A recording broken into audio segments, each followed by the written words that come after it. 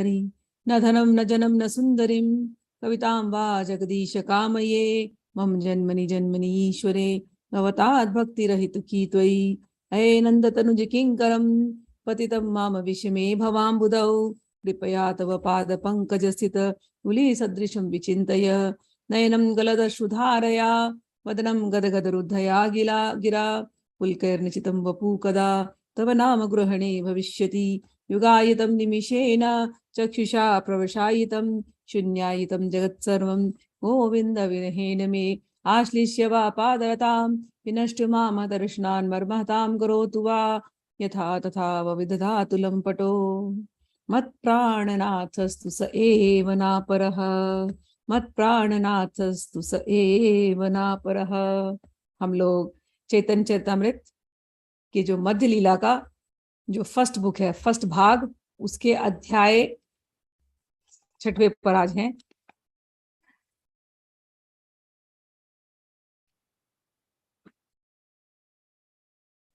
सार्वभौम भट्टाचार्य की मुक्ति। पिछली बार जो हमने एंड किया था, आप लोगों को याद होगा, साक्षी गोपाल की लीलाएं हमने पढ़ी। साक्षी गोपाल की लीलाओं के बाद जगन्नाथपुरी की यहाँ की तरफ जब बढ़ रहे थे, तो इन लोगों ने जब नदी में स्नान किया तो नित्यानंद जी ने उनकी जो महाप्रभु का जो डंडा था, सन्यास का डंडा, उसको तोड़ दिया था। तो जब सन्यास का डंडा तोड़ा तो चैतन्य महाप्रभु थोड़े क्रोधित हो गए कि डंडा टूटा कैसे। तो जब नित्यानंद प्रभु ने कहा, अरे आप इतने भावावेश में थे, आपको पता नहीं, हम लोग, आप गिर गए, आपके संभालने के चक्कर में मैं भी गिर गया और उसमें वो डंडा टूट गया। अब वो डंडा कहाँ है अब मुझे नहीं पता। तो चैतन्य महाप्रभु को थोड़ा सा बुरा लग गया ये बात कि आपने, एक ही तो मेरा एक धन था डंडा, सन्यास की डंडा, वो भी आप लोगों ने तोड़ दिया, उसका भी आप लोगों ने ध्यान नहीं रखा। तो अब मैं आप लोगों के साथ मंदिर में नहीं जाऊंगा जगन्नाथ जी का, अब हम अकेले चले जाएंगे, आपको जाना, आप लोग बाद में आइए। तो इस प्रकार से थोड़ा सा बुरा मान करके ऐसे ही वहां से भगवान बोले, अब मैं जा रहा हूँ अकेले, आप लोग मेरे पीछे पीछे मत आना। तो वो कहते हुए भगवान अठार नाला की तरफ चले गए। अठार नाला एक जगह है, ब्रिज है, जहां पर 18 आर्चेस हैं, तो उसको अठार नाला कहते हैं। उस ब्रिज की तरफ जाकर के वहां से पहुंचते पहुंचते सीधे अब जगन्नाथ मंदिर पहुंचे हैं। और आप लोगों को तो पता है, भगवान जगन्नाथ जी के दर्शन करते ही भगवान के अंदर फिर वो राधा रानी का भाव, महाभाव प्रकट होने लगता है और फिर वो अपने आप को संभाल नहीं सकते। वहां पहुंचते ही वो फेंट हो गए। फेंट जब हुए उसके बाद उनके जो शरीर को सार्वभौम भट्टाचार्य जगन्नाथ मंदिर में गए और गिर गए वहां पर अनकॉन्शियस, अचेत होकर के। सार्वभौम भट्टाचार्य ने उनको देखा है और फिर उनको अपने घर लाए हैं। सार्वभौम भट्टाचार्य अपने आप में वेदांती सन्यासी थे, शंकराचार्य की पद्धति से जो वेद अध्ययन करने वाले, ऐसा उनका सन्यास था। ब्रह्म में विश्वास करने वाले, निराकार निर्गुण रूप भगवान के विश्वास करने वाले, वेदांत सूत्र के भाष्य पढ़ने वाले वो सन्यासी थे। तो उनके सामने अब चैतन्य महाप्रभु को उन्होंने देखा है और चैतन्य महाप्रभु से उनकी जो वार्ता हुई है, और वो वार्ता होने के बाद सार्वभौम भट्टाचार्य जिस प्रकार बदले हैं, उनके अंदर कृष्ण भक्ति का उदय हुआ। अभी तक जो निराकार निर्गुण ब्रह्मोपासना कर रहे थे, महाप्रभु को मिलने के बाद कृष्ण भक्त बन गए। तो वही लीला अब हम लोग यहाँ पर पढ़ने वाले हैं। नौमी तम गौरचंद्रम यह कुतर्क कर्क शाशयम सार्वभौमम सर्वभूमा भक्ति भूमा नमाचरत। मैं पूर्ण पुरुषोत्तम भगवान गौरचंद्र को सादर नमस्कार करता हूँ, जिन्होंने सारे कुतर्कों के आगार, कठोर हृदय वाले सार्वभौम भट्टाचार्य को महान भक्त में बदल दिया। जय जय गौरचंद्र जय नित्यानंद, जय द्वैत चंद्र जय गौर भक्त वृंद। आवेशे चलीला प्रभु जगन्नाथ मंदिरे, जगन्नाथ देखी प्रेम हैला अस्थिरे। जगन्नाथ लिंगिते चलीला धाया, मंदिरे पडिला प्रेम आविष्ट हाया। देव सार्वभौमता के करे दर्शन, पडीछा मारी ते देहो कैला निवारण। प्रभुर सौंदर्य अर प्रेमेर विकार, देखी सार्वभौमा हैला विस्मित पार। जैसे मैंने आपको बताया, चैतन्य महाप्रभु भावावेश में 18 नाला से जगन्नाथ मंदिर गए। वहां जगन्नाथ का दर्शन करते ही भावावेश में अत्यंत व्याकुल हो उठे, और व्याकुल होते ही उनके मन में आया कि मैं जगन्नाथ जी का आलिंगन करूं। लेकिन मंदिर में प्रवेश करते ही भगवत प्रेम में इतने विभोर हो गए कि मूर्छित होकर के गिर गए। मूर्छित गिरे पड़े हैं।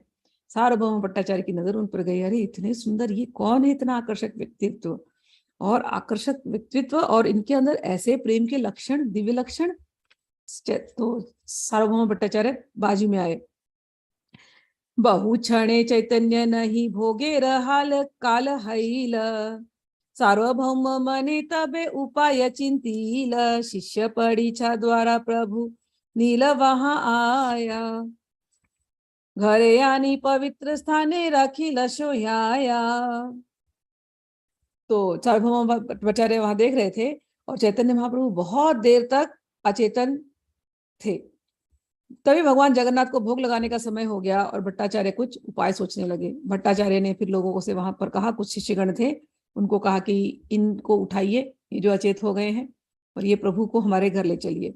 और सार्वभौम भट्टाचार्य ने पहले तो पूरा निरीक्षण किया, तो देखा कि इनकी उदर की गति नहीं है, ये श्वास भी इनका बहुत आ ही नहीं रहा है। थोड़े से घबरा भी गए, ये जिंदा है या अचेत है, ये क्या है, देखा जाए। तो उन्होंने फिर शिष्यों को कहा, जरा एक रुई लाओ तो। सूक्ष्म तुला आनी नासा अग्रिते धारिया, ईशत चलिए तुल देखी धैर्य हैला। और एक कापूस लाया, कपास का टुकड़ा, और कॉटन बॉल को नाक की तरफ रखा, तो थोड़ा थोड़ा सा कॉटन बॉल में थोड़ा सा हिलने का ऐसे दिखाई दिया।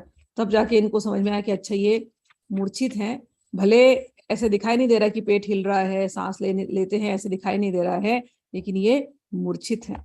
और फिर और ध्यान से देखे, अरे इनके अंदर तो अलग अलग सात्विक विकार दिखाई दे रहे हैं। वासी भट्टाचार्य मने करे न विचार, एई कृष्ण महाप्रेम सात्विक विकार, सुदीप्त सात्विक एई नाम ये प्रलय, नित्य सिद्ध भक्त से सुदीप्त भाव हया।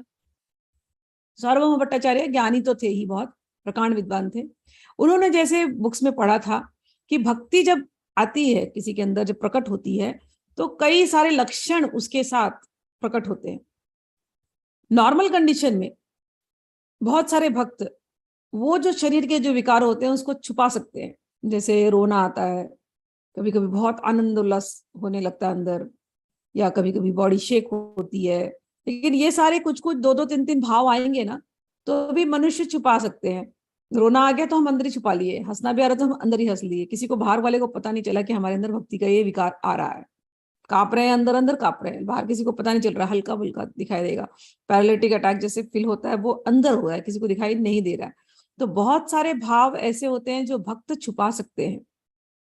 लेकिन ये जब भाव कभी कभी जब एक साथ आते हैं, ये सारे निकल सकते हैं। जो मैंने एक साथ सारे के सारे डिफरेंट रिएक्शंस आने शुरू होंगे भाव के अंदर, तो वो भक्त छुपा नहीं पाता, तब वो बाहर दिखने लगते हैं। और उसकी जो हाईएस्ट अवस्था जब होती है, जब सारे ये जो सात्विक विकार, सारे ये भाव जब एक साथ प्रकट होते हैं, तो वो मूर्छित हो जाते हैं। उसको कहते हैं सुदीप्त सात्विक विकार, सुदीप्त विकार। सार्वभौम भट्टाचार्य ने देखा, अरे ये जो है महापुरुष, इनके अंदर तो वो सात्विक सुदीप्त भाव प्रकट हुआ है, तो होंगे ये कोई उच्च कोटि के भक्त, ऐसा उन्होंने सोचा। अधीरूढ़ भाव यार तार ए विकार, मनुष्य देह देखी बड़ा चमत्कार।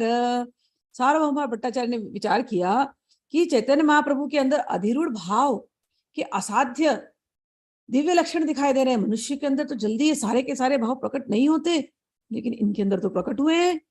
और जिस अपने घर पर बैठे भट्टाचार्य इस प्रकार विचार कर रहे थे, तब वहां पर पीछे से पूरी पार्टी, नित्यानंद प्रभु, मुकुंद इत्यादि जो थे, जो इनके साथ चले थे, जिनको महाप्रभु छोड़ करके आ गए थे गुस्से में कि तुमने मेरा डंडा तोड़ दिया, मैं तुम्हारे साथ नहीं चलूंगा, और महाप्रभु अकेले आए थे। वो पीछे की पार्टी पूरी आई, नित्यानंद प्रभु आए, वो जगन्नाथ मंदिर आए। अब यहाँ से तो महाप्रभु की बॉडी चली गई है सार्वभौम भट्टाचार्य के घर में, लेकिन ये लोग सब जगन्नाथ मंदिर आए। अब जगन्नाथ मंदिर आए ढूंढ रहे, पूछे लोगों से कोई आपको सन्यासी यहाँ दिखा था क्या, आया था क्या, ऐसे ऐसे इनकी मतलब हुलिया है। तो लोगों ने बात किया, हाँ हाँ एक सन्यासी आए थे, वो तो मूर्छित होकर के गिर गए, अब तो उनको सार्वभौम भट्टाचार्य के घर ले गया है, ले गए हैं।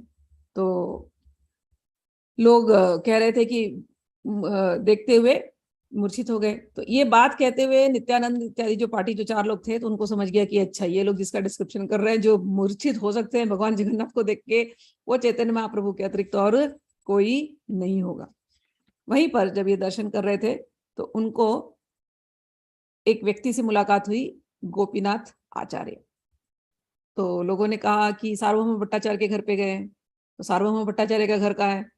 तो पंडों ने कहा वो आप गोपीनाथ आचार्य को देख रहे हैं, आप उनसे मिलिए, गोपीनाथ आचार्य सार्वभौम भट्टाचार्य को जानते हैं, ये आपको वहां ले जा सकते हैं। बोले ठीक है। तो ये लोग गए गोपीनाथ आचार्य को मिलने। गोपीनाथ आचार्य कौन थे? नदिया के निवासी थे। नदिया निवासी विशारदेर जामाता महाप्रभुर भक्त ते हो प्रभु तत्व ज्ञाता। गोपीनाथ आचार्य नदिया के निवासी थे, महाप्रभु भी नदिया के थे। तो गोपीनाथ आचार्य तो महाप्रभु को अच्छी तरह जानते थे, और गोपीनाथ आचार्य विशारद, नदिया के निवासी विशारद के दामाद तथा चैतन्य महाप्रभु के भक्त थे।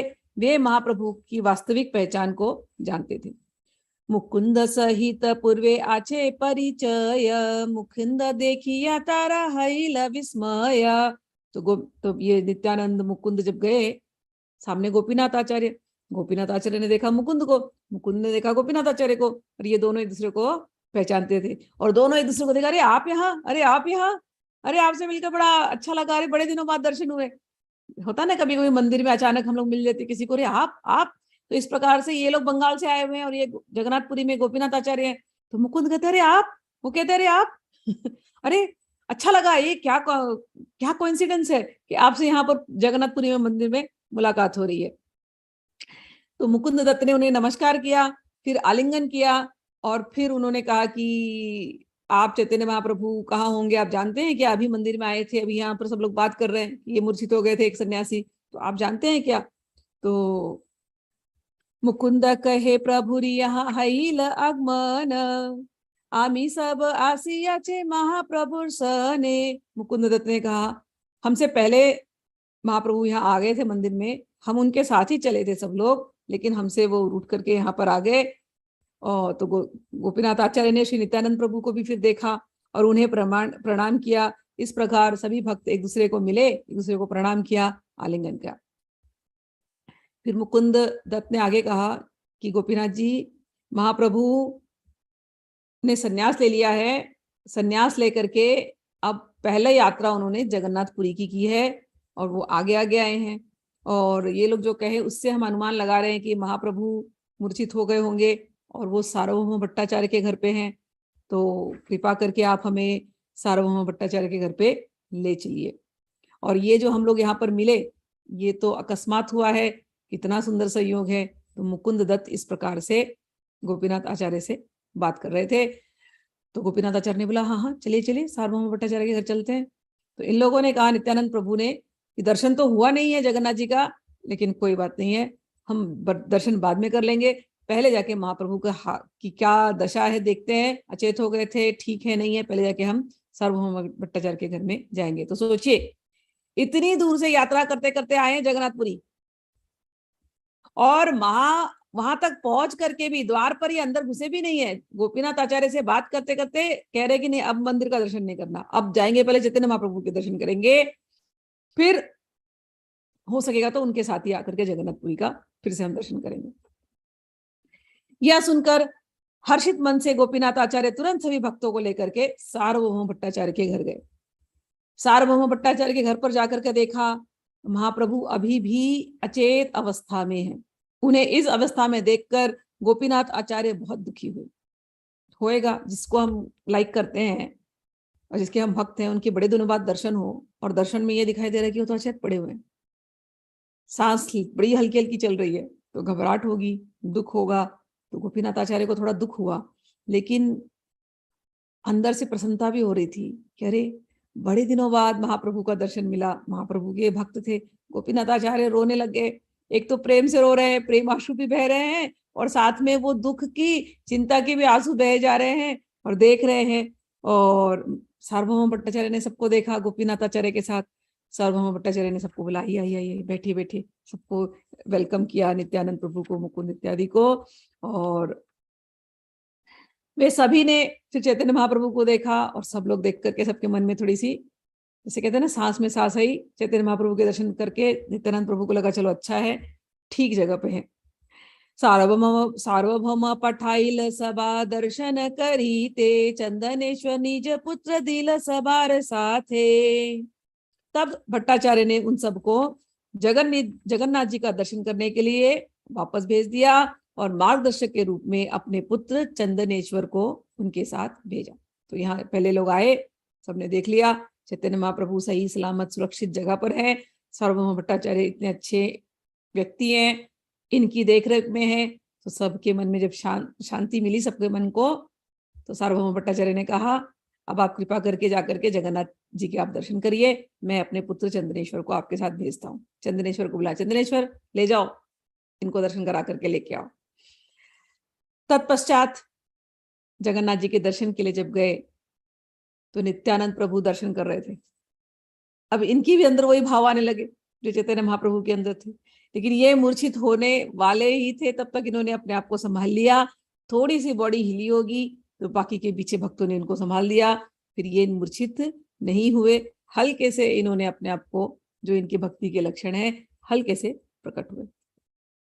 अब तब तक तो वहां पर बात फैल चुकी थी, तो सबने देखा ये नित्यानंद प्रभु ऊपर से चंदनेश्वर के साथ आए हैं, सार्वभौम भट्टाचार्य के पुत्र के साथ आए हैं, और गोपीनाथ आचार्य ने तो पहले ही लोगों को, पंडों को, सबको बता दिया था। तो सब जान गए कि नित्यानंद प्रभु कोई ऑर्डिनरी नहीं है, विशेष है कोई। जगन्नाथ जी की जो माला चढ़ी थी गले में, वो माला ला करके नित्यानंद प्रभु को पहना दिया गया, और पहनाने के बाद सब लोगों ने मिलकर के वहां पर उच्च स्वर में भगवान का संकीर्तन किया जगन्नाथ प्रभु के सामने। संकीर्तन करते करते ये लोग फिर घर आए, और यहाँ पर चैतन्य महाप्रभु भी उठ गए।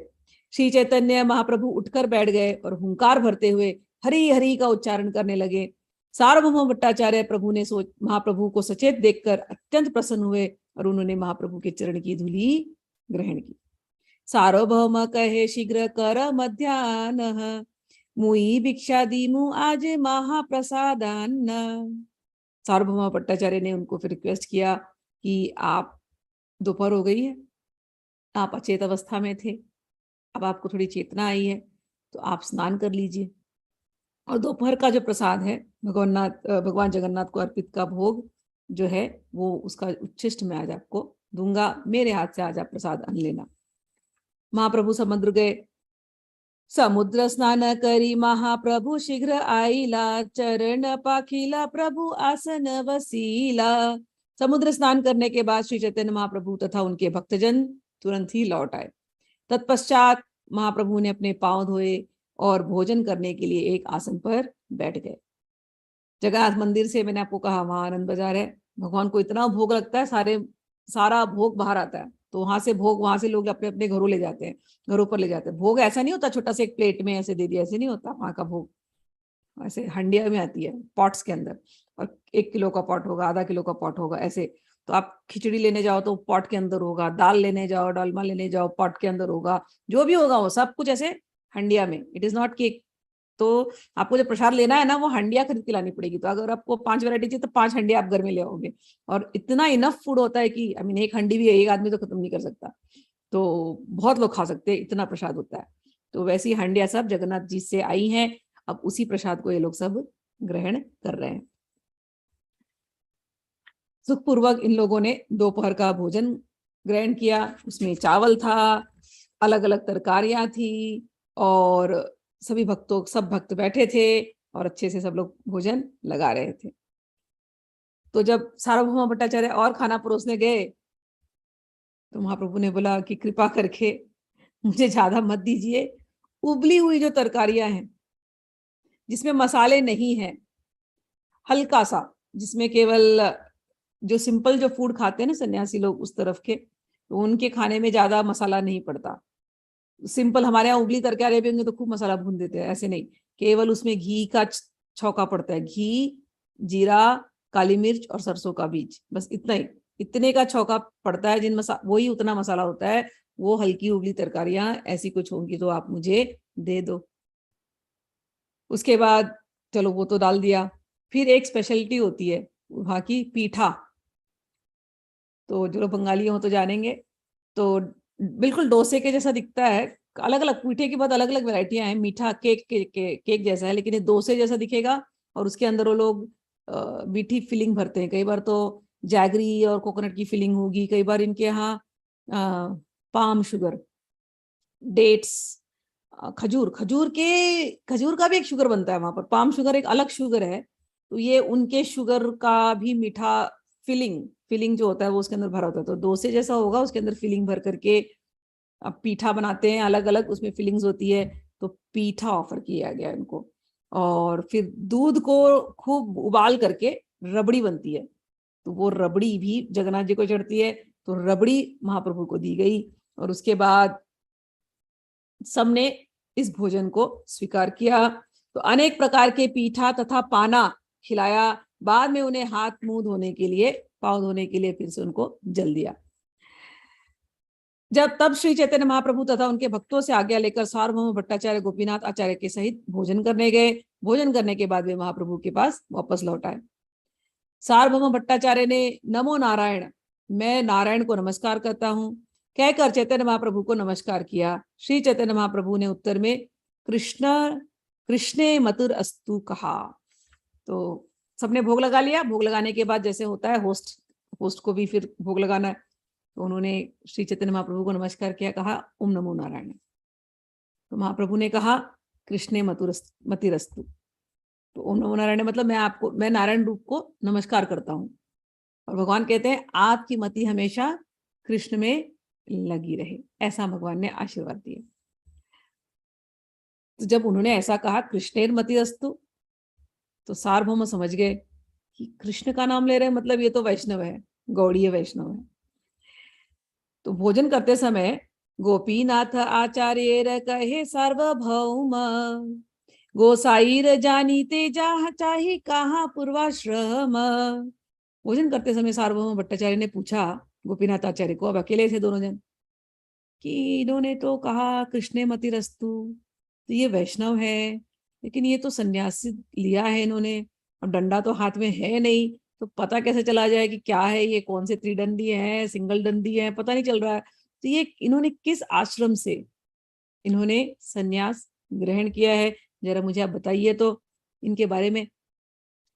गोपीनाथ आचार्य कहे नवद्वीपे घर, जगन्नाथ नाम पदवी मिश्र पुरंदर। तो गोपीनाथ आचार्य ने पूरा हिस्ट्री बताया, कहा कि देखो चैतन्य महाप्रभु नवद्वीप से हैं, इनके पिता का नाम है जगन्नाथ मिश्र पुरंदर, ये उन्हीं के पुत्र हैं। और इसके पहले, संन्यास लेने के पहले, इनका नाम था विश्वंभर मिश्र। ये इनके नाना, ये नीलांबर चक्रवर्ती, ये उनके नाना है। तो जब भट्टाचार्य ने नीलांबर चक्रवर्ती का नाम सुना, रहे नीलांबर चक्रवर्ती, हाँ ये इनके नाना है, हाँ अरे नीलांबर चक्रवर्ती तो मेरे पिताजी के बड़े अच्छे दोस्त थे, बड़े अच्छे मित्र हैं बचपन के। उनका नाम है, मेरे पिता का नाम है महेश्वर विशारद, ये दोनों सहपाठी थे, एक ही स्कूल में जाते थे। अरे मैं तो नीलांबर चक्रवर्ती को ऐसे जानता हूँ, और मेरे पिता जो है वो भी जगन्नाथ मिश्र को जानते, और वो बहुत उनका आदर करते थे, बहुत सम्मान करते थे।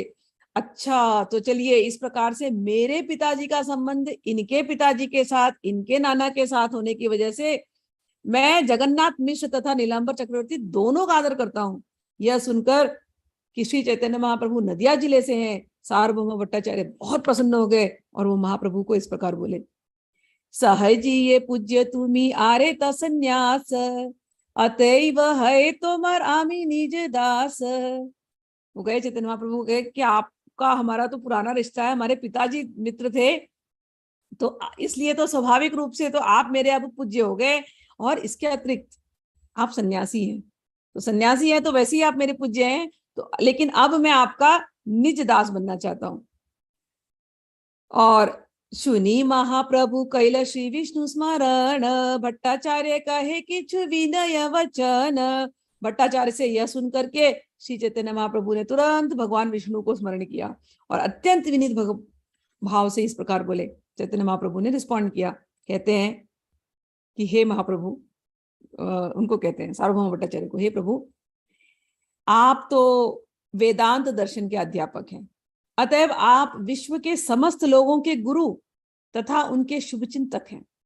आप सभी सन्यासियों का हित करने वाले हैं। आमी बालक सन्यासी, आप मुझे आदर देना चाहते हैं और कहते हैं मैं आपका निजदास बनूंगा, लेकिन मैं आपसे कह रहा हूं आप तो गुरु हैं, मैं तो बालक सन्यास, मैंने तो अभी अभी सन्यास लिया है और भाल मंद नहीं जानी, मैं नहीं जानता अच्छा या बुरा क्या है, तुम्हारा आश्रय नहीं लूं, मैं उल्टा आपका आश्रय लेना चाहता हूँ, गुरु कर्मानी, मैं आपको गुरु बनाना चाहता हूँ। इस प्रकार से दोनों बात कर रहे हैं। तोमार संग लागी मोरा इहा आगमन, सर्व प्रकारे करीबे आमाय पालन। चैतन्य महाप्रभु कहते हैं सार्वभौम भट्टाचार्य को कि आप मुझे ऐसा मत बोलिए कि आप मेरे निजदास बनना चाहते हैं, मैं उस लायक नहीं हूँ, मैं नया नया सन्यासी बना हूँ, मुझे अच्छा बुरा कुछ नहीं आता, आपको तो वेदांत आता है, तो मैं आपका शिष्य बनना चाहता हूँ, आप जो मुझे आज्ञा कीजिएगा मैं उसका पालन करूंगा, मैं आपका शिष्यत्व ग्रहण कर रहा हूँ। और मैं आपसे एक बात और कहना चाहता हूँ। उनको थोड़ा सा जैसे बोलते ना, शर्मिंदा थे थोड़े से, वो भावावेश में आकर के गिर गए जगन्नाथपुरी में। तो महाप्रभु कहते हैं सार्वभौम भट्टाचार्य को कि आज जो सुबह जो घटना हुई मंदिर में, होना नहीं चाहिए था, मुझे मेरे भाव को मैं रख नहीं पाया अपने नियंत्रण में, और मैं गिर गया और वो विपत्ति आ गई मुझ पर, लेकिन आपने इतना कल्याण किया, आपने मुझे उबार लिया और इस प्रकार से मुझे यहाँ लेकर के आए, तो आप मेरे निजदास नहीं है, आपने तो मेरा कल्याण किया है। भट्टाचार्य कहे एकले तुम्ही नया है दर्शने, आमार संग याबे किंबा आमार लोक सने। भट्टाचार्य ने उत्तर दिया, आप जगन्नाथ मंदिर में विग्रह दर्शन करने अकेले न जाएं, अच्छा होगा कि आप या तो मेरे साथ या मेरे लोगों के साथ जाएं। तो भट्टाचार्य कह रहे कि कोई बात नहीं है, जो हो गया सो हो गया, लेकिन मेरी आपसे एक रिक्वेस्ट है, अब से आप अकेले मंदिर में नहीं जाएंगे, या तो मुझे ले चलेंगे या तो मेरे साथ मैं किसी को लगा दूंगा, उनको आप लेकर के जाएंगे। तो महाप्रभु भी कहते हैं बड़े प्यार से, प्रभु कहे मंदिरे भी तेरे नायाईब, गरुड़ पाशे रही दर्शन करीब। महाप्रभु कहते हैं मैं समझ गया आपकी बात, मैं मंदिर के अंदर नहीं जाऊंगा, मैं गरुड़ के पीछे रह करके, गरुड़ स्तंभ है, मैं वहीं से दर्शन करूंगा, क्योंकि गरुड़ स्तंभ को पकड़, तो मंदिर में गए देखने के लिए, हाथ हिलाए ऐसे और गिर गए, कुछ पकड़ने को शायद होता तो शायद होश में आ जाते, लेकिन उनको पकड़ नहीं था कोई चीज का, तो गिर गए, बेहोश हो गए। तो अब कह रहे हैं महाप्रभु, नहीं मैं अंदर नहीं जाऊंगा, मैं ना गरुड़ स्तंभ के पास रहूंगा, वहीं से चुपके से दर्शन करूंगा पीछे से, ताकि पकड़ करके तो रहूं, गिरूं तो नहीं, ऐसे करके। तब सर्व भट्टाचार्य ने गोपीनाथ आचार्य कहे सर्वभौम, तुम्ही गोसियारे लैया करा ही दर्शन। तब सार्वभौम भट्टाचार्य ने गोपीनाथ आचार्य की तरफ देखा और कहा, गोपीनाथ जी आप रोज जाते हैं दर्शन करने के लिए, अब ये आपकी ड्यूटी है कि गोस्वामी जी महाप्रभु जी को आप ले जाना और उन्हें रोज आप दर्शन करा देना। और मैं इनके रहने का एक स्थान बताता हूँ, मेरे मौसी का जो घर है वो निर्जन है, वहां कोई रहता वहता नहीं है, तो चैतन्य महाप्रभु के रहने का इंतजाम हम लोग, उनकी पूरी व्यवस्था हम लोग उस मौसी के घर में कर देंगे। गोपीनाथ आचार्य श्री चैतन्य महाप्रभु को उस घर तक ले गए, मौसी के घर तक, और फिर वहां पर पानी पीने का पात्र रखा गया, नाद आदि दिखला दिया, इस प्रकार उन्होंने हर प्रकार की व्यवस्था कर दी कि चैतन्य महाप्रभु आराम से जगन्नाथपुर में जब तक रहे, आराम से यहाँ रह सके। अगले दिन, उस दिन तो इंतजाम करके चले गए, अगले दिन फिर गोपीनाथ आचार्य सुबह सुबह आ गए जगन्नाथ को कहा, महाप्रभु जी चलिए आज ब्रह्मवेला में भगवान को उठाने चलते हैं, शय्योत्थान भोर के समय उठाना, चलिए आज अब उसका दर्शन करेंगे। तो ब्रह्मवेला में आकर के चैतन्य महाप्रभु को उठाए हैं, भोर की वेला में जगन्नाथ जी को उठाने ये दोनों अब मंदिर में गए। इस प्रकार इसके बाद गोपीनाथ आचार्य मुकुंद दत्त को अपने साथ लेकर सार्वभौम भट्टाचार्य के घर गए। वहां पहुंचने पर सार्वभौम ने मुकुंद दत्त को इस प्रकार कहा, अब बातें हो रही है, महाप्रभु को उठा दिया, फिर मुकुंद गोपीनाथ आचार्य इधर आए। सार्वभौम भट्टाचार्य के अंदर बहुत क्वेश्चंस आ रहे थे। सार्वभौम भट्टाचार्य पूछते हैं गोपीनाथ को, कहते हैं कि अरे ये इतने अच्छे सन्यासी हैं, देखिए तो कितना आकर्षक व्यक्तित्व है, प्रकृति विनीत, इतनी विनीत प्रकृति है, सन्यासी देखे थे सुंदर, अरे कितने सुंदर भी दिखाई देते हैं, आमर बहु प्रीति बड़े इहारों पर। मैं आपसे सच कहता हूँ गोपीनाथ जी, इनको देखते ही पता नहीं इतना प्रेम उमड़ रहा है इनके ऊपर, एक तो सुंदर, ऊपर से इतने विनीत, मुझे बहुत प्रेम आ रहा है इन महाप्रभु के ऊपर, ऐसा सार्वभौम कहते हैं। एक बात बताइए, कौन से संप्रदाय से है ये? कौन संप्रदाय संन्यास कर्या एछे न ग्रहण, किस संप्रदाय से इन्होंने संन्यास ग्रहण किए?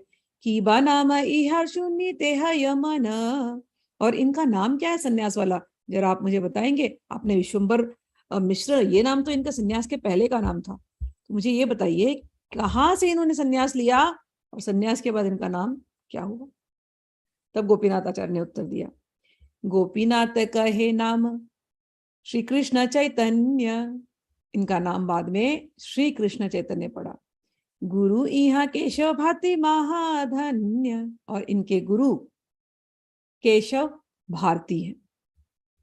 सार्वभौम भट्टाचार्य ने कहा, ओ नाम तो इनका बड़ा सुंदर है, यह नाम सर्वोत्तम, भारतीय संप्रदाय इहो है न मध्यम, एक ही लेकिन ये बात है कि ये भारतीय संप्रदाय, क्योंकि केशव भारती नाम था ना उनके गुरु का, तो जो लास्ट नेम होता है, जो संन्यास जो आश्रम होती है शंकराचार्य की पद्धति में, तो उसमें 10 लास्ट नेम होते हैं। तो आप लोग कभी भी शंकराचार्य के नामों को देखेंगे तो भारती, तीर्थ, गिरी, जैसे आप लोग युक्तेश्वर गिरी, अगर योगानंद जी की परंपरा को जानेंगे तो गिरी परंपरा, ऐसे ही सरस्वती, साउथ के बहुत सारे जो शंकराचार्यों का नाम आप सुनेंगे तो सरस्वती, तो ऐसे भारती, ऐसे अरण्य, तो इस प्रकार से अलग अलग इनके लास्ट नेम होते हैं। तो उस लास्ट नेम के रहने से ये लोग समझ जाते हैं कि ये लोग, ये अगर भारतीय परंपरा से हैं, केशव भारती के परंपरा से अगर हैं, तो ये लोग क्या फॉलो करते होंगे, सन्यासी समझ जाते हैं।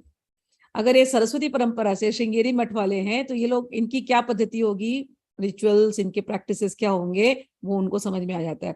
कोई अरण्य से है, कोई गिरी से है, कोई आश्रम भी होता है, तो उनके अलग अलग उनके डॉक्ट्राइन्स है, थोड़े से डिफरेंस है, प्रैक्टिसेस थोड़े डिफरेंस है सब एक ही शंकराचार्य के उसके, लेकिन ये 10 स्कूल बनाए गए, एक ही यूनिवर्सिटी के 10 स्कूल। जैसे एक बॉम्बे यूनिवर्सिटी होती है, बॉम्बे यूनिवर्सिटी के अंदर 10 स्कूल होंगे ना, तो अलग अलग स्कूलों में थोड़े बहुत से कोर्सेज डिफरेंट होंगे, ठीक है, लेकिन है तो सारे के सारे बॉम्बे यूनिवर्सिटी के।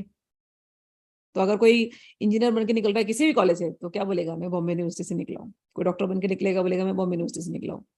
हो सकता है कोई और स्कूल में पढ़ा हो, लेकिन यूनिवर्सिटी एक ही है। ऐसे ही शंकर संप्रदाय का जो संप्रदाय एक है, लेकिन उनके स्कूल्स अलग हैं। ऐसे उसमें 10 स्कूल हैं जिसमें ये अलग अलग उनके लास्ट नेम्स होते हैं। उसमें जो भारतीय जो स्कूल है, तो वो भारतीय स्कूल को इन्होंने लोअर माना है। तो इनमें से तीर्थ, आश्रम तथा सरस्वती, ये जो हैं ये सर्व प्रमुख माने जाते हैं। सरस्वती उसमें प्रथम, श्रृंगेरी मठ का जो आश्रम है उसको प्रथम सबसे हाईएस्ट दिया जाता है, उसके बाद भारती, उसके बाद पुरी, इस प्रकार से अलग अलग 10 संप्रदाय हैं। फिर आश्रम है, फिर वन है, फिर अरण्य है, फिर गिरी है, और पर्वत है, सागर है, इस प्रकार से अलग अलग स्कूल्स हैं। ठीक, ये स्कूल्स मैंने जैसे आपको बताया, सन्यासी का नाम देखेंगे और उसका लास्ट नेम देखेंगे तो आपको समझ जाएगा कि वो इस स्कूल से। तो केशव भारती जो है वो दूसरे स्कूल से हैं, और सार्वभौम भट्टाचार्य हाईएस्ट स्कूल सरस्वती से है।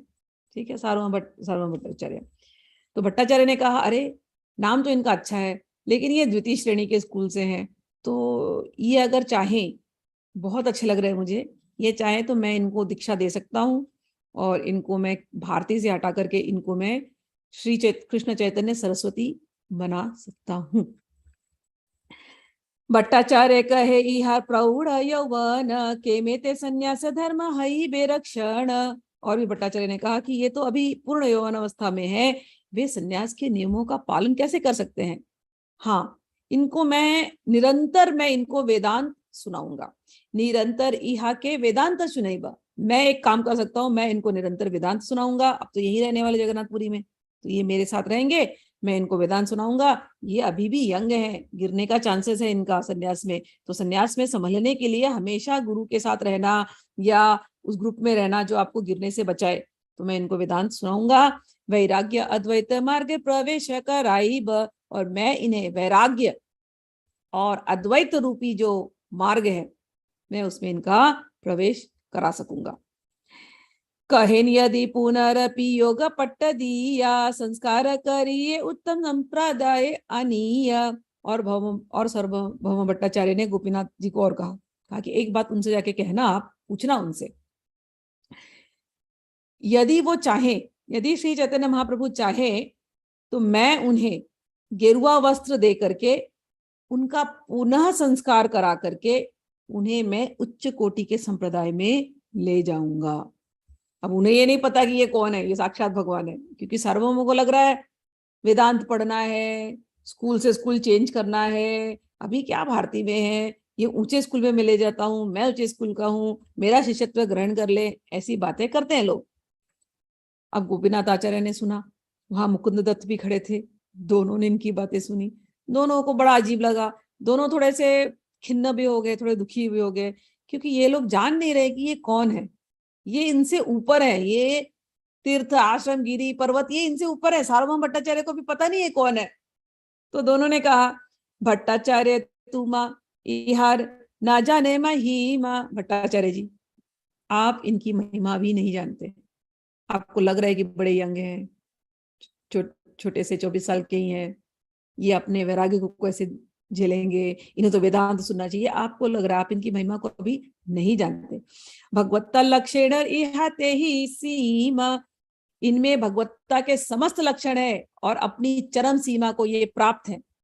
गोपीनाथ आचार्य ने कहा, श्री चैतन्य महाप्रभु पूर्ण पुरुषोत्तम भगवान के रूप में विख्यात है। अरे आप नहीं जानते सार्वभौम जी, सब इनको भगवान कहते हैं। इस विषय में अनजान व्यक्ति तत्ववेत्ताओं का निर्णय को अत्यंत कठिनाई से समझ पाते हैं। तत्ववेत्ताओं ने इनके तत्वों को समझा है और भगवान के अवतार हैं। सार्वभौम भट्टाचार्य ने फिर आर्ग्यूमेंट किया, आप ऐसे कैसे कह सकते हैं? सार्वभौम भट्टाचार्य पढ़े लिखे विद्वान है, वेरी इंटेलिजेंट लॉजिशियन, और वेदांत सूत्र आप पढ़ेंगे, जो वेदांत समझते हैं, understand this, they are very highly intelligent people, normal आदमी के समझ के बाहर की बात है सारे, वेरी हाईली इंटेलिजेंट पीपल। और वहां पर तर्क शास्त्र को बहुत इंपॉर्टेंस दिया जाता है, तर्क से लॉजिक में जाना और उसको समझना।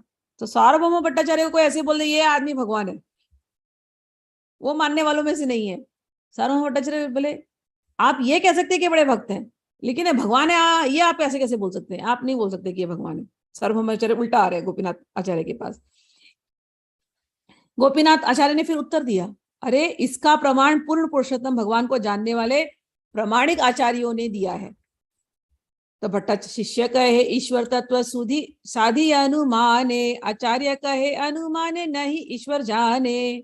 भट्टाचार्य के शिष्य भी वहां थे, वो भी लग गए भट्टाचार्य के साथ। अब यहाँ पर गोपीनाथ आचार्य है और मुकुंद दत्ता है और भट्टाचार्य और उनके शिष्य, इनमें अब आर्गुमेंट हो रही, डिबेट हो रही है। ये बोल रहे हैं अरे ये भगवान है, इनके अंदर लक्षण भगवान के हैं, लोगों ने फाइंड आउट किया है, स्क्रिप्चर्स में मैच कराया है। और ये गोपीनाथ सार्वभौम के साइड वाले बोलते हैं हम ऐसे कैसे मान लें, तर्कों से थोड़ी भगवान समझा जाता है, तर्क से क्या भगवान को जाना जाता है? आप लोग कुछ भी तर्क देंगे हम भगवान मान ले, ऐसा थोड़ी होता है। आचार्य कहे अनुमाने नहीं ईश्वर ज्ञाने। गोपीनाथ आचार्य ने फिर अंत में कहा कि देखो आप भी सही कह रहे हैं, तर्कों से नहीं जाना जा सकता, अनुमान से भी भगवान को नहीं जाना सकता। गोपीनाथ आचार्य ने उत्तर दिया कि पूर्ण पुरुषोत्तम भगवान के विषय में वास्तविक ज्ञान इस प्रकार के अनुमान या तर्क से प्राप्त नहीं किया जा सकता। अगर कोई कहे कि हम लॉजिक और तर्क से भगवान को प्रूव करें, इम्पॉसिबल है। अनुमान प्रमाण नहीं ईश्वर तत्व ज्ञाने, कृपा विने ईश्वर रखे ही नहीं जाने। तो सार्वभौम एंड टीम कहते हैं ठीक है आप बोल रहे हो तर्क से नहीं, अनुमान से नहीं, तो कैसे जाना जाएगा? तो गोपीनाथ आचार्य बोलते हैं वही तो मैं भी कह रहा हूं, तर्क से अनुमान से नहीं, एक ही चीज से जाना जाता है, जब ईश्वर की कृपा होती है। जिस दिन ईश्वर की कृपा हो जाएगी उस दिन आपको ये भगवान है या नहीं है, ये गुरु है या नहीं है, उस दिन आपको समझ में आ जाएगा, अनुमान द्वारा नहीं। आचार्य ने आगे कहा, यदि किसी को भक्ति द्वारा भगवान की लेश मात्र भी कृपा प्राप्त होती है तो वह पूर्ण पुरुषोत्तम भगवान को के तत्व को समझ पाता है।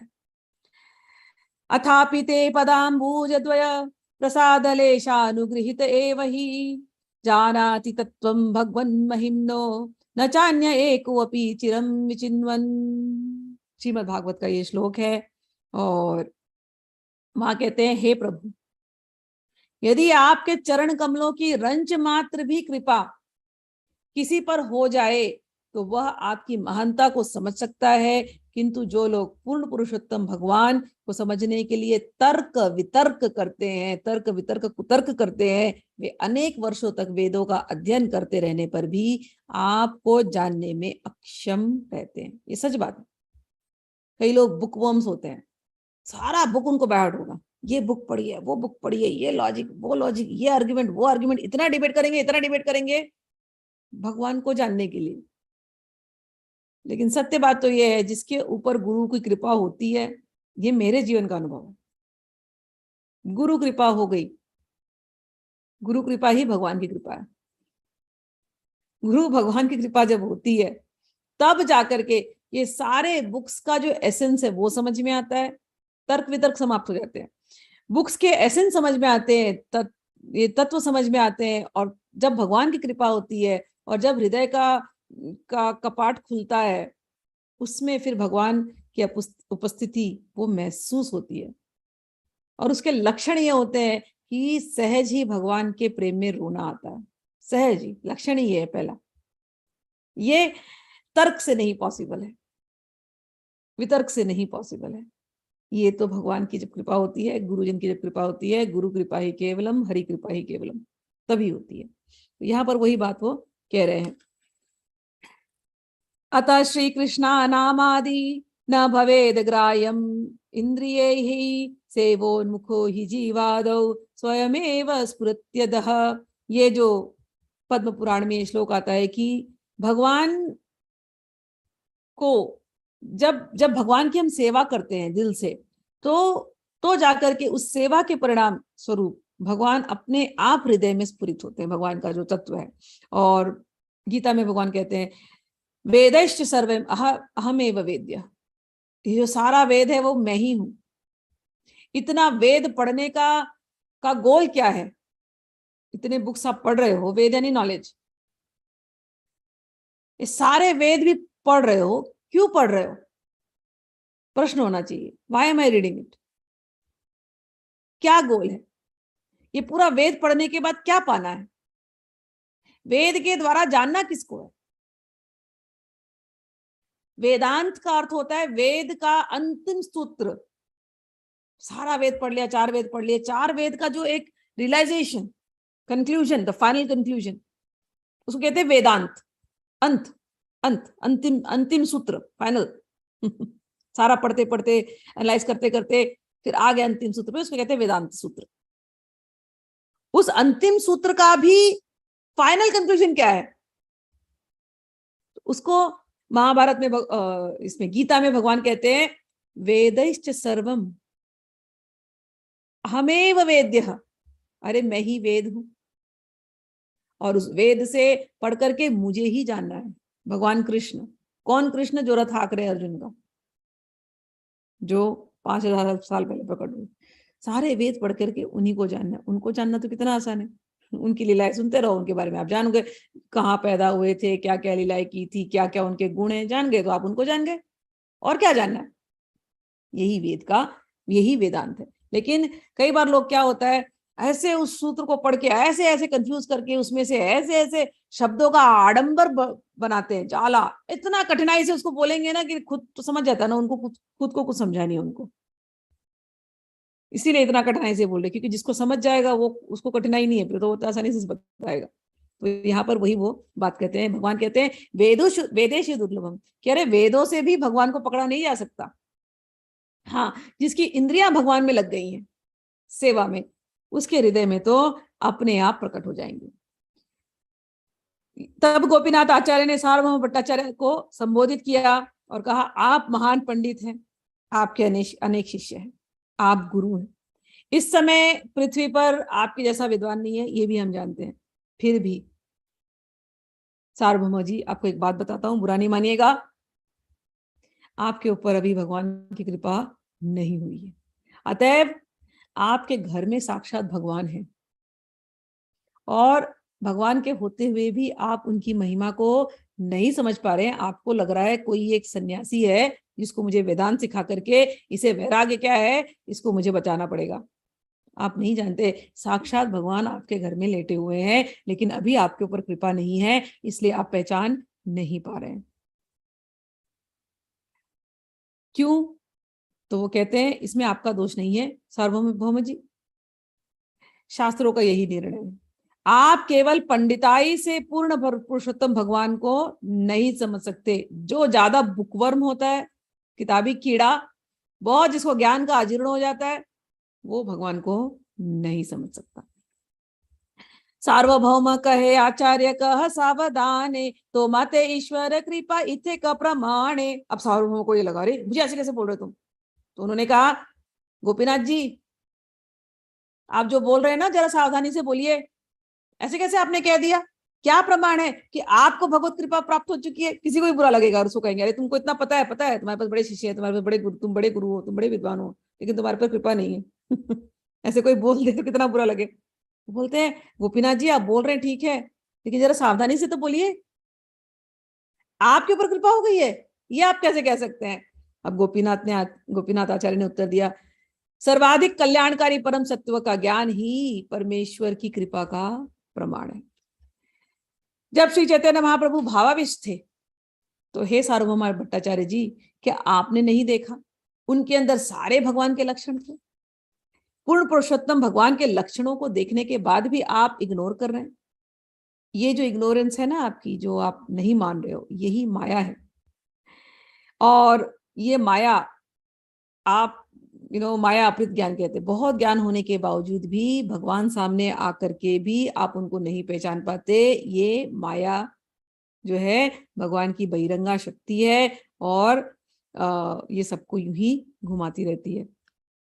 गोपीनाथ आचार्य की वचन सुनकर सार्वभौम भट्टाचार्य मुस्कुराने लगे और कहा, भट्टाचार्य चलिए कोई बात नहीं। अब ये लोग दोनों तो मित्र थे, बोले कोई बात नहीं, ठीक है, हो गए हमारे आर्गुमेंट, कोई बात नहीं है। हम तो मित्रों के बीच में चर्चा कर रहे हैं और शास्त्रों की वर्णित बातों पर विचार कर रहे हैं, इसलिए आप मेरी बात का बुरा मत मानना, मैं भी आपके बातों का बुरा नहीं मान रहा हूं। आप अपनी बात बोल रहे हैं, आप भावना में बोल रहे होंगे, मैं शास्त्रों के आधार पर बोल रहा हूं, इसलिए प्लीज, हम लोग तर्क तो कर रहे हैं, लेकिन मेरी बात का आप बुरा मत मानना। मैं ये मान सकता हूं, सार्वभौम कहते हैं, महाभागवत चैतन्य गोसाई, ये जो श्री कृष्ण चैतन्य गोसाई हैं, ये महाभागवत हैं, ये एक महान भक्त हैं, मैं ये मान सकता हूँ। यही कली काले विष्णु अवतार नाही, लेकिन इस कलिकाल में विष्णु का अवतार नहीं होने वाला है। भगवान विष्णु का नाम त्रियुग है, ये इन्होंने विष्णु सहस्त्र नाम से उठाया है, कहा कि भगवान विष्णु का एक नाम है त्रियुग, क्योंकि कलयुग में उनका अवतार नहीं होता। यह प्रमाणिक शास्त्रों का निर्णय है। यह सुनकर के आचार्य को, गोपीनाथ आचार्य एकदम दुखी हो गए कि इनको कैसे समझाया जाए। और उन्होंने भट्टाचार्य से कहा, आप स्वयं को समस्त वैदिक शास्त्रों का ज्ञाता मानते हैं, तो क्या आप श्रीमद् भागवत जानते हैं? क्या श्री महाभारत इसको जानते हैं? श्रीमद् भागवत तथा महाभारत दो सर्वाधिक महत्वपूर्ण वैदिक शास्त्र है, किंतु लगता है आपने इनके कथनों पर ध्यान नहीं दिया। श्रीमद् भागवत तथा महाभारत में कहा गया है कि स्वयं भगवान अवतरित होते हैं। संभवामी युगे युगे, गीता में कहते हैं ना, धर्म संस्थापनाय संभवामी युगे युगे। आप क्या कह रहे हैं कि केवल 3 युग में होंगे? अरे भगवत गीता में तो कह रहे हैं ना भगवान, हर युग में मैं जन्म लेता हूं। और भागवत आप पढ़ेंगे तो भागवत में भी कह रहे हैं, एक अवतार नहीं है भगवान के, असंख्य ही अवतार। अरे कितने अवतार है भगवान के, हर बार भगवान अवतार लेते हैं। एक अवतार में तो बांध ही नहीं सकते, 24 अवतार डिस्क्राइब किए गए, आप कह रहे केवल 3 युग में अवतार होता है। और कृष्णस्तु भगवान स्वयं आपने सुना नहीं लगता। तो इसलिए कलयुग के पूर्ण पुरुषोत्तम भगवान का कोई लीला अवतार नहीं होता, इसलिए वे त्रियुग कहलाते हैं। और यह उनके पवित्र नामों में से एक है कि उनका एक नाम है त्रियुग, मैं मानता हूं, लेकिन उनके बहुत सारे अवतार होते हैं। प्रति युगे करें कृष्ण युग अवतार, तर्कनिष्ठ हृदय तुम्हार नाही का विचार। फिर गोपीनाथ ने कहा, सार्वभौम जी, आपको तर्क करने में आनंद आ रहा है, इसीलिए आपको अभी मैं बोल भी रहा हूं तो आपको इन बातों में कोई निष्ठा होने वाली नहीं है। आप अपना ही एक ओपिनियन बना करके चल रहे हैं कि भगवान का अवतार नहीं होता, भगवान का नाम है त्रियुग, वो 3 बार अवतार लिए, उन्हें त्रियुग में बस हो गया, अभी भगवान का अवतार नहीं होता। आपने अगर ठान लिया है जिद करके, आपको उसी बात पे निष्ठा है, तो मैं आपके सामने कितना भी तर्क रखूंगा, होने वाला कुछ होगा नहीं, क्योंकि आपका हृदय कठोर हो चुका है। तो आपके सामने कुछ भी तथ्य रखा जाए, आप उसके ऊपर विचार नहीं कर सकते। तो ऐसा होता है ना, कई बार आप ऐसे आर्ग्यूमेंटेटिव लोगों को मिलते हैं जो उनको बहुत नॉलेज है लेकिन वो सुनना नहीं चाहते, तो ऐसी अभी इनकी हालत है। तो वो बोलते गए कि भगवान ने अलग अलग युगों में अवतार लिया है, और ये जो अभी जो अवतार हुआ है इसका भी मेंशन किया गया है, आप ही के विष्णु सहस्त्रनाम में मेंशन किया गया है। सुवर्ण वर्णो हे मांगो वरांग चंदनांगदी संन्यास कृच्छिम शांतो निष्ठा शांति परायण। गौर सुंदर भगवान का रंग सुनहरा है, उनका अत्यंत सुगठित शरीर पिघले सोने जैसा है, उनके सारे शरीर पर चंदन का लेप है। वे संन्यास ग्रहण करेंगे और अत्यंत आत्म संयमी होंगे। वे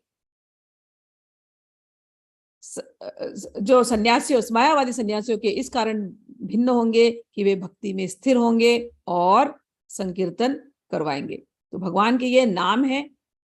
आपने जिस स्कूल से लिया है वहां शायद आप नहीं मानते कि भगवान के ऐसे अवतार होते हैं, क्योंकि ये जो होते हैं जिनको मायावादी कहा जा रहा है या अद्वैतवादी कहा जा रहा है, ये लोग भगवान श्री कृष्ण और राम को भी कहते हैं कि ये आदमी थे, और ये आदमी थे, हमारे जैसे मनुष्य थे, और इनके अंदर भगवान का तत्व ज्यादा जाग गया था, इसलिए ये स्पेशल थे, वो भगवान के। लेकिन हम भक्त लोग क्या मानते हैं, नहीं, ये जो आए थे वो आदमी हमारे ऐसे मनुष्य नहीं थे, ये साक्षात भगवान थे। तो अंतर इतना ही है कि आपको लग रहा है ये कोई मनुष्य है, हम कह रहे नहीं है भगवान का अवतार है। तो और भगवान का अवतार होगा, ये विष्णु सहस्त्रनाम में जो कि महाभारत में आता है, महाभारत में कहा गया है कि भगवान आएंगे, संन्यास लेंगे, गौरवर्ण के होंगे और नाम संकीर्तन जगह जगह में फैलाएंगे, ये बात कही गई है। लगता है लेकिन आप महाभारत के तथ्य को नहीं जानते।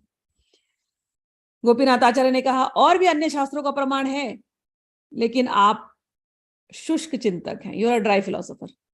तो मैं आपको कितना भी बोलूं, बंजर भूमि पर बीज डालने से उसमें कोई कुछ उगने वाला है नहीं, इसलिए मुझे आपको बोल करके कुछ फायदा नहीं है। तो कोई बात नहीं है, जिस दिन आपके ऊपर भगवान प्रसन्न होंगे तभी आप इन सारे सिद्धांतों को समझ सकेंगे और फिर शास्त्रों का उदाहरण दे सकेंगे।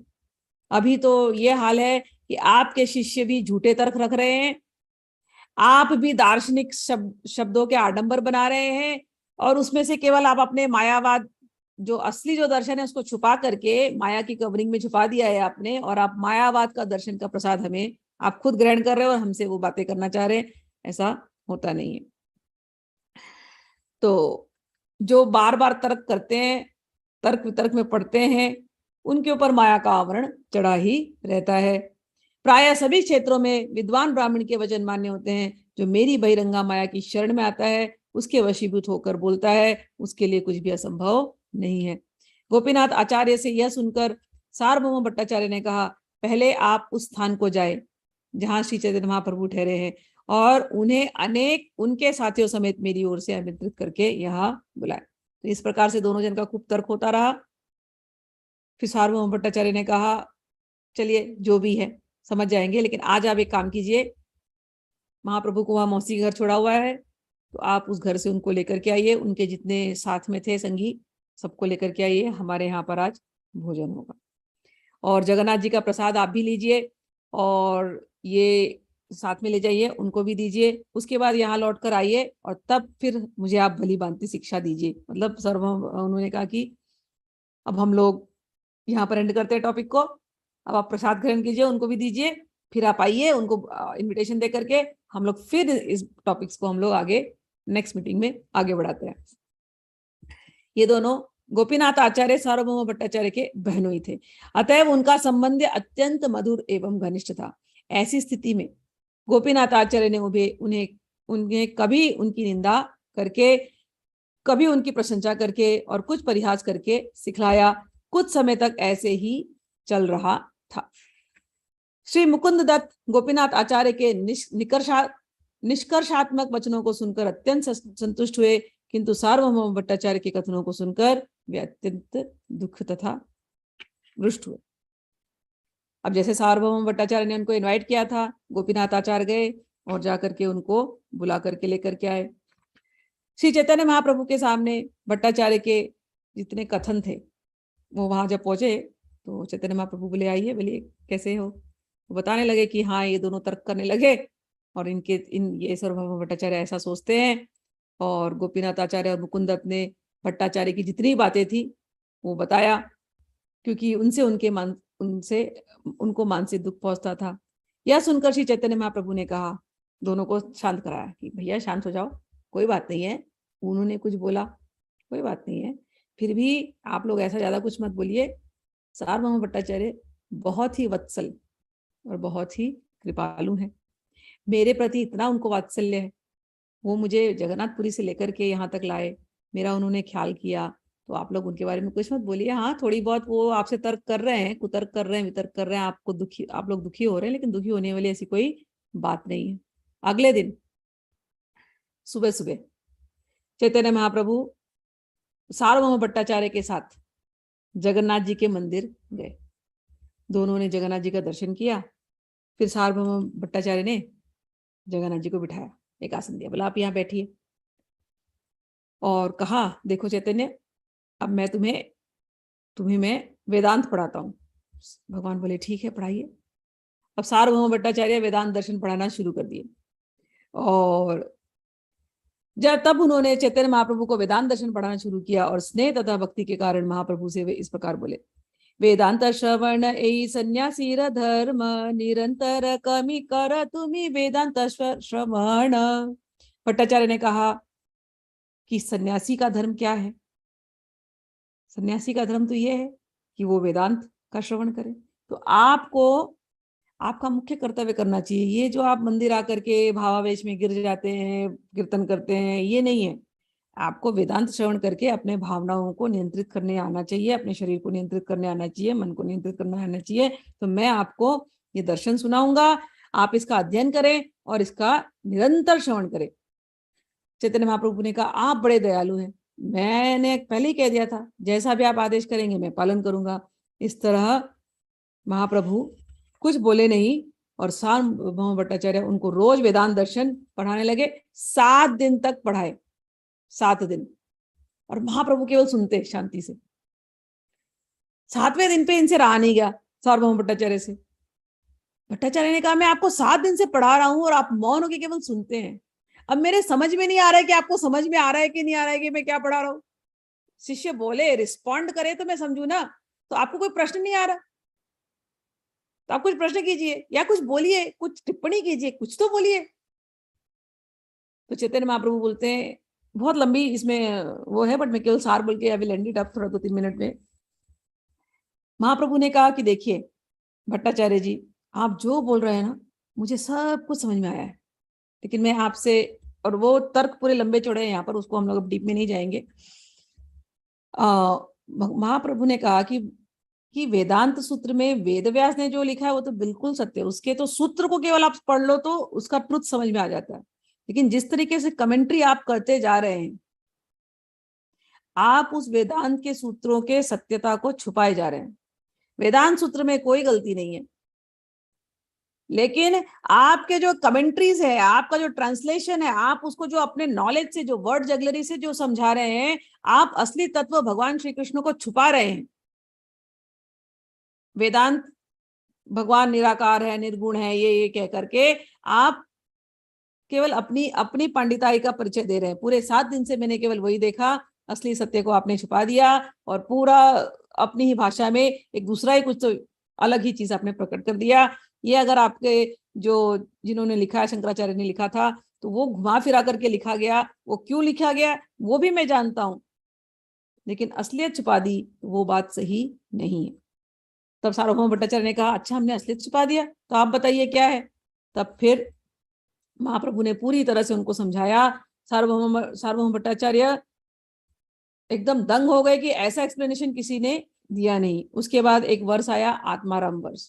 आत्माराम वर्ष के ऊपर सार्वभौम भट्टाचार्य ने कहा कि आप अब मुझे इसके बारे में बताइए।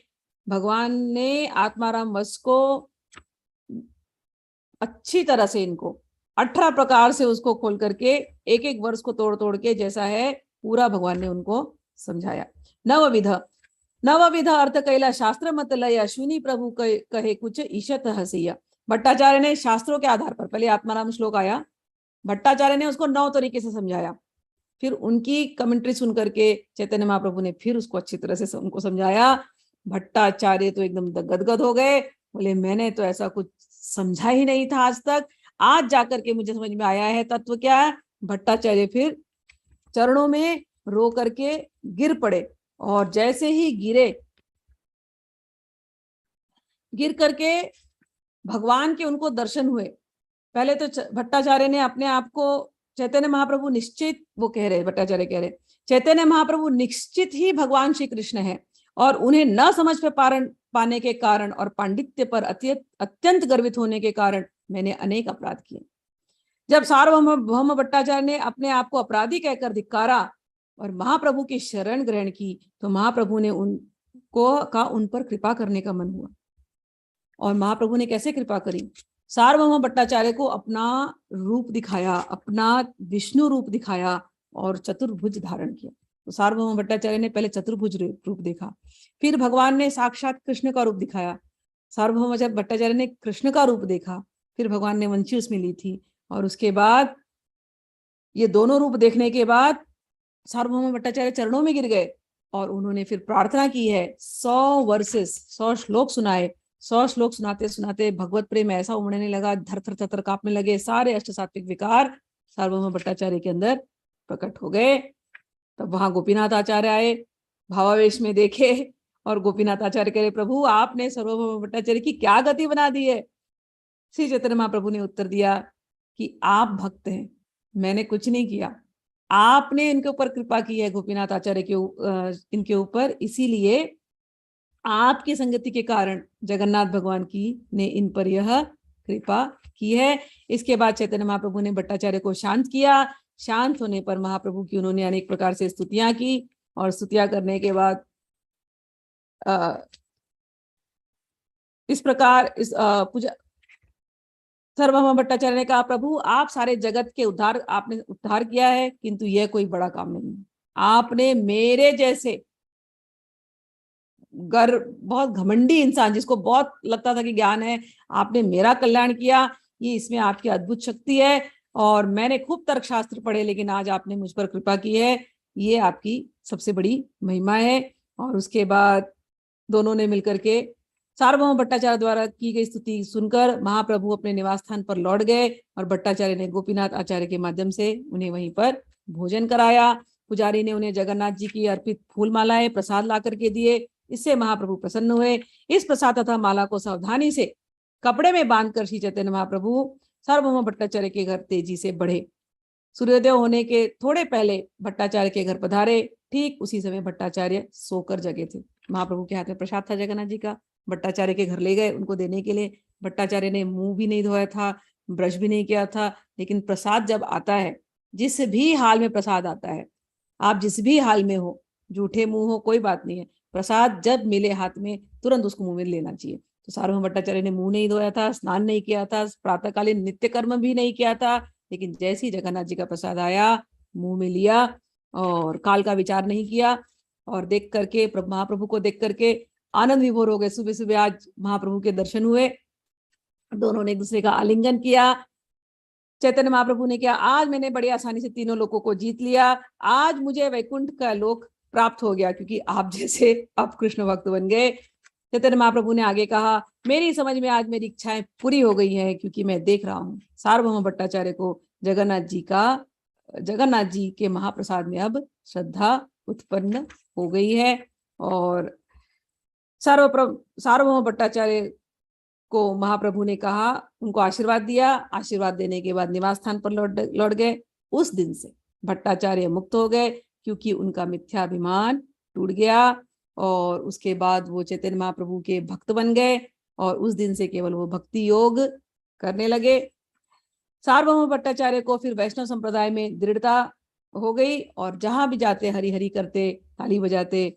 और अगले दिन भट्टाचार्य जगन्नाथ मंदिर गए, किंतु मंदिर पहुंचने से पहले वे चैतन्य महाप्रभु के दर्शन करने गए और भगवान से उन्होंने पूछा कि वैष्णव जो धर्म है इसके पालन करने में सबसे इम्पोर्टेंट बात क्या है। और महाप्रभु ने उन्हें हरि नाम का महत्व बताया कि इस कलयुग में हरि नाम से बढ़कर के कुछ नहीं है, इसलिए वैष्णव धर्म के पालन में हरि नाम हरि नाम हरि नाम केवलम, केवल हरि नाम हरि नाम हरि नाम हर हाल में तुम जपते रहो। और फिर उनको आशीर्वाद दिया और कहा अब तुम जगन्नाथ मंदिर में जाकर के जगन्नाथ जी से भी आशीर्वाद लो। और दोनों फिर गए वहां पर जगन्नाथ मंदिर, उसके बाद घर लौट आए। भट्टाचार्य अपने साथ जगन्नाथ का बहुत सा सर्वोत्तम प्रसाद ले आए थे। उन्होंने ये सारा प्रसाद अपने ब्राह्मण सेवक तथा जगदानंद और दामोदर को दिया। तब सार्वभौम भट्टाचार्य ने ताड़पत्र पर 2 श्लोकों की रचना की और वह ताड़पत्र जगदानंद प्रभु को देते हुए उनसे प्रार्थना की कि वे उसे श्री चैतन्य महाप्रभु को दे दें। सार्वभौम भट्टाचार्य ने 2 श्लोक लिखे जिसमें चैतन्य महाप्रभु की बहुत प्रशंसा की, स्तुतियां की और वो जगदानंद के हाथ में दिया। चैतन्य महाप्रभु ने उस श्लोक को पढ़ा, पढ़ते ही ताड़पत्र फाड़ दिया। लेकिन उनके हाथ में जाने से पहले मुकुंद दत्त ने वो श्लोक पढ़ लिए थे और वो श्लोक दीवाल पर लिख दिए थे। तो सारे भक्तों को पता था वो श्लोक में क्या लिखा हुआ है। श्लोक बड़े सुंदर है। अभी मैं क्लास यहाँ एंड करती हूँ, आज समय बहुत ज्यादा हो गया।